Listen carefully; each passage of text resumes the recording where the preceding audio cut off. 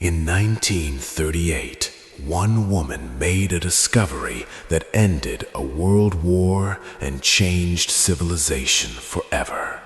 Did it alone, in exile, running for her life. And when the world handed out credit, her name wasn't there. Not a mention, not a footnote, not even a thank you. For decades, history simply erased her. This is the story of Lise Meitner, and this is what they didn't want you to find. The girl who wasn't supposed to think. Vienna, 1878. Cobblestone streets in autumn rain, gas lamps glowing amber, the smell of coffee drifting from cafes where men in wool coats debate the future of the world. A beautiful city, a civilized city, a city that has decided very carefully who is allowed to dream. Lise Meitner was born here, third of 8 children, father a lawyer, mother filled the house with music, and from the very beginning, Lise was different. Not difficult, not rebellious, just relentlessly curious. While other girls learned embroidery, Lise was on her bedroom floor doing mathematics for fun. She carried a notebook everywhere, not for diary entries, for equations she hadn't solved yet. But Austria had rules. Women were not permitted to attend university. It was not a suggestion, it was law. The idea that a woman might study physics was, to most people, absurd. So Lise studied anyway, in secret, by candlelight, with borrowed textbooks and no teacher. Notebook after notebook filled with work the world refused to receive. Then, in 1901, Austria changed its law. Lise Meitner walked through those doors like she had been waiting her entire life. Because she had. She studied under Ludwig Boltzmann, one of the greatest minds of the age, and somewhere between the equations and the chalk dust, she fell completely in love with physics. In 1906, she earned her doctoral degree, 28 years old, brilliant, qualified, and she had nowhere to go. So she packed one bag, borrowed money from her father, and bought a train ticket to Berlin. No job, no lab, no contacts, just a mind that refused to stop and a belief the universe would eventually answer her. Berlin, 1907, the scientific capital of the world. Berlin arrived with almost nothing. She wanted to work with Otto Fahn, a charming chemist with a real laboratory. It seemed like a natural partnership, except for one problem. The institute director had a policy. Women were not permitted in his laboratories. His reason, delivered without irony, was that women's hair might catch fire near the equipment.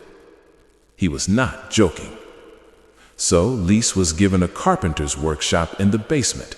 No windows, no ventilation, not allowed to use the main entrance, not allowed to speak to male students. For all institutional purposes, she was not quite there. For 2 years, she worked in that basement, and the work was extraordinary. Their papers spread across Europe. Scientists everywhere took notice. But every paper carried Otto Hahn's name alone. Lise was a contributor, an uncredited presence in a basement. Eventually, she got a proper office, a title.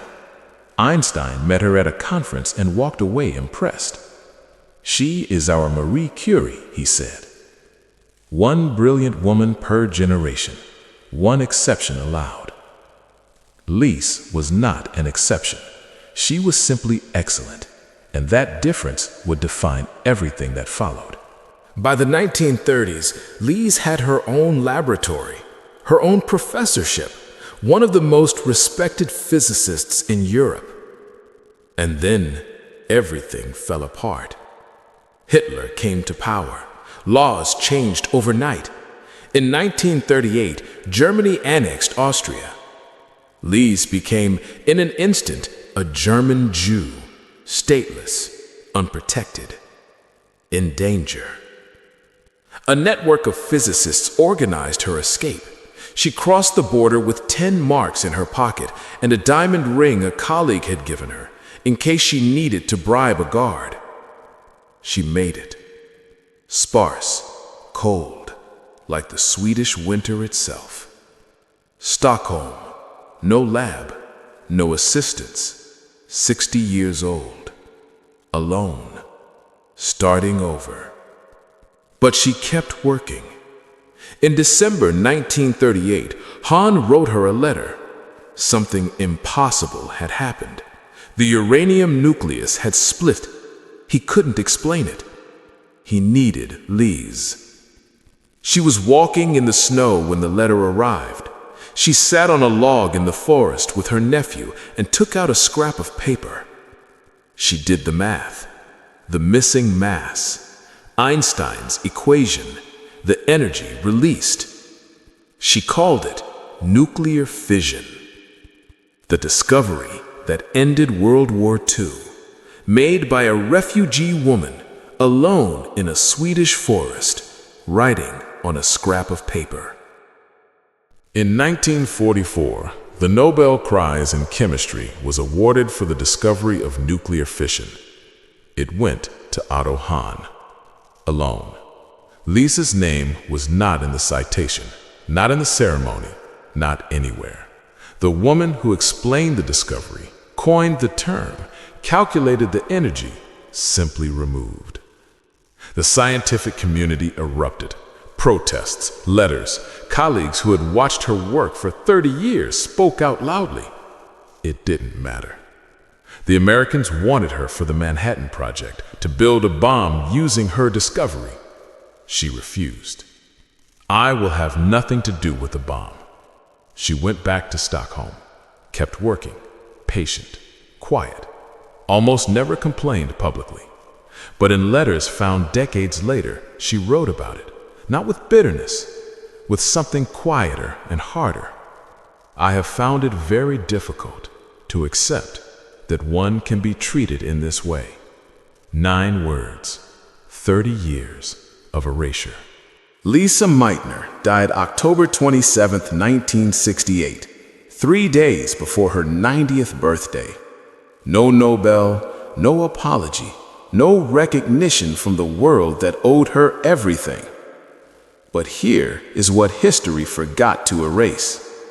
Element 109, named Meitnerium. Not after Hahn, after her. A crater on the moon, a crater on Venus, an asteroid. Every chemistry student on Earth writes the symbol MT. And whether they know it or not, they are writing her name. She never stopped. Not when they locked her in a basement, not when they erased her name, not when they gave the prize to someone else.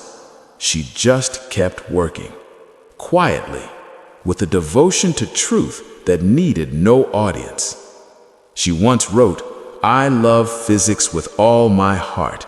It is a kind of personal love, as one has for a person to whom one is grateful for many things." Not a victim, not a martyr, a scientist who loved her work more than she needed the world's approval. Some people leave their names in history books. Lise Meitner left hers in the stars, on the moon, and written into the periodic table, the most permanent record humanity has ever made of what the universe is made of. And maybe that is the better place to be. If this story made you feel something, share it, because the best way to unerase someone is to make sure the world remembers them. There are hundreds more stories like this, buried, hidden, forgotten on purpose.